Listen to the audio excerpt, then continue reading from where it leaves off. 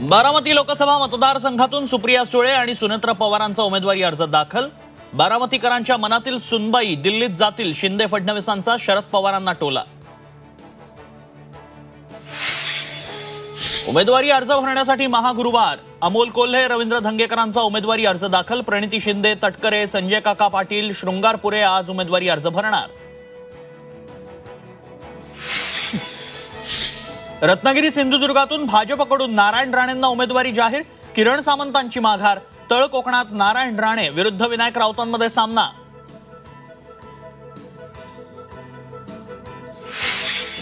साताऱ्यातून लोकसभेसाठी उदयनराजे आज उमेदवारी अर्ज दाखल करणार। सभेला मुख्यमंत्री उपमुख्यमंत्री उपस्थित राहणार। साताऱ्यात उदयनराजेंचं शक्ती प्रदर्शन।